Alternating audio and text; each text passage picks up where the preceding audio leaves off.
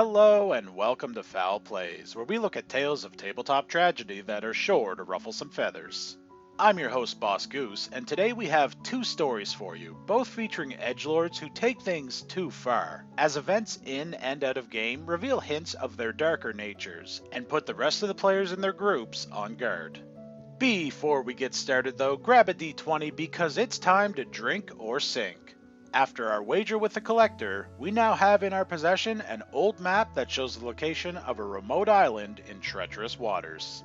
Before we depart on what's sure to be a long and dangerous journey, we're going to need a good ship and a top-notch crew. Lucky for us, there happens to be a competition occurring right now on the docks, with first prize being a brand new vessel. The contest is a simple drinking game, and the last person standing takes all. It's going to take a constitution check to power through, and if your last character was a barbarian or a booze hound, you can take that role with advantage. So go ahead and we'll check those results in 3, 2, 1, and if you rolled 14 or higher, then congratulations! With your iron gut, you trounced the competition, and we now have a brand new ship to take us on our journey. All we need now is a crew to man her, but that's a problem for another day. Unfortunately, however, if you rolled 13 or below, then you're finding it difficult to keep pace with the other competitors, and it won't be long before you reach your limit.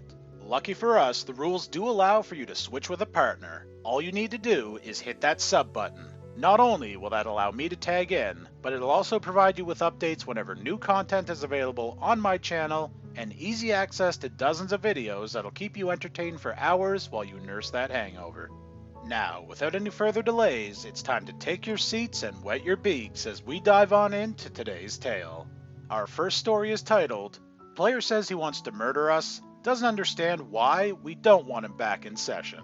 This is a story about a murder hobo, and the stupid amount of entitlement he had in and out of character. The cast is set, the DM, our murder hobo, and myself. This is a group that we started amongst co-workers while combating the pandemic. I ended up joining months later, while Murder Hobo was there closer to the start. While our DM had professionally hosted sessions before, the rest of us were fairly new and had never played a full campaign before. Most games are usually hosted after working hours and within our workspace, with permission, of course. The Murder Hobo and I never had a great working relationship. As a coworker, I considered him a lazy, entitled piece of shit whose entire personality revolved around being an edgelord. He was the type of person who thought it was the funniest thing in the world to gaslight people or show knives off at work. I never put up with his sense of entitlement or edgy behavior, which would usually result in a mega tantrum from him. I'm certain he hated me for it. I tried not to let him turn me off of D&D. The Murder Hobo turned out to be a nightmare to play with. He would always attempt to provoke angry or hostile actions from NPCs, even allies. If we're hiding while enemy NPCs lurk nearby, he would find a way to alert them to our presence and throw us into combat. Out of character, he would chide the DM for telling the story and demand more combat encounters. Keep in mind, his character would disengage in almost every encounter. He even gutted and harvested the organs of another player who was supposedly his character's best friend. The DM tore out at least 6 pages worth of side story from his notebook that day. Honestly, I think he was living out some edgy fantasy through his character.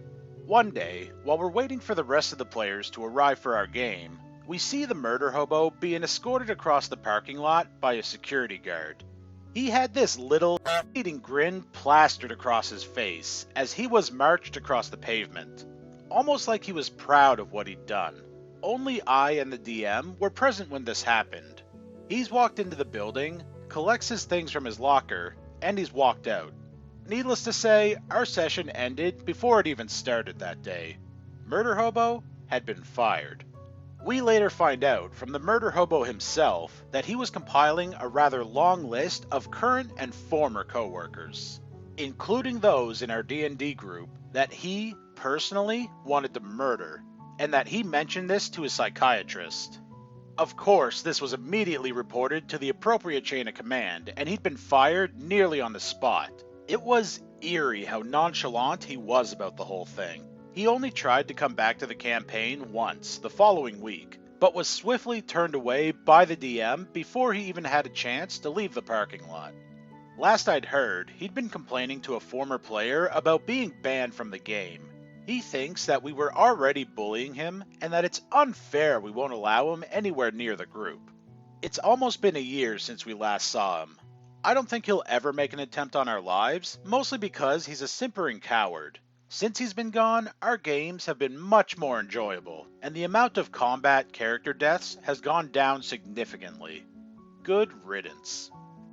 Wow, this is actually really scary. The fact that Murderhobo had an actual list like that of people in his workplace sets off so many alarms, it's no wonder he was fired on the spot. If I was OP in the others, I would have been pretty nervous about returning to work for a short while after. After hearing about this real-life incident, the in-game issues seem kinda trivial in comparison.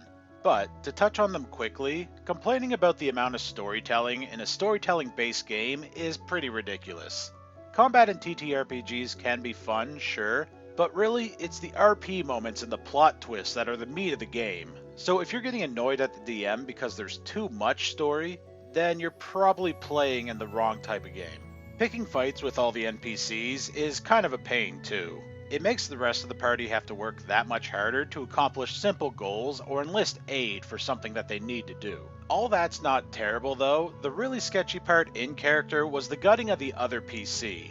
It wasn't really made clear if that character was killed in combat or if it was a PvP incident, but it's really a graphic and kind of disturbing thing to do to someone that was supposedly your best friend.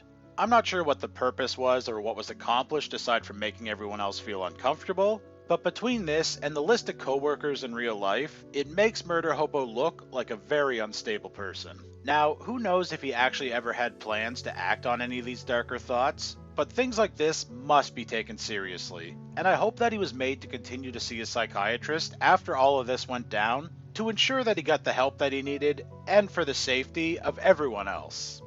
Now on to our second story, titled Player Tried to Drug My Girlfriend's Character.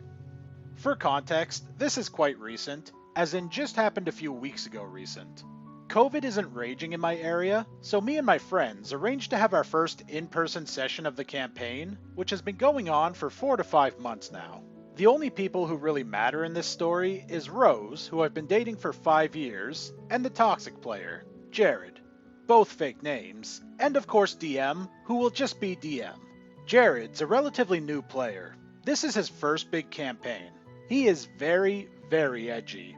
He's a rogue tabaxi who acted like Shadow the Hedgehog. We'd offer him food and he'd be like, "Why would you care enough about me to feed me?" The party and the DM were cringing eternally whenever he did something like this. But oh well, it's his character. He can play it how he wants, and it's not ruining the game, so we didn't say anything. He'd been a little flirty towards Rose's character, who was established to be dating my character. It wasn't like a big part of the campaign, we weren't overly flirty, it was just kind of a thing we all knew. Anyways, she always just laughed it off and said, "Sorry, I'm dating OP's character," and he'd just shrug. Our party was celebrating after a hard boss fight, and we were about to take a quick snack and coffee break. That was until Jared has his character put something into Rose's character's drink. We were all immediately like, "WTF, dude?" And the DM just gives him a look of, "Seriously?" I quickly say that I noticed what he put in Rose's drink, and the DM has me roll to see if I notice. I've never been more relieved to roll a 17. So my character confronts his and dumps Rose's drink into the sink. Since none of the other in-universe characters noticed, they all ask why I did that. Jared jumps in with, "She put something in Rose's drink and was trying to hide it."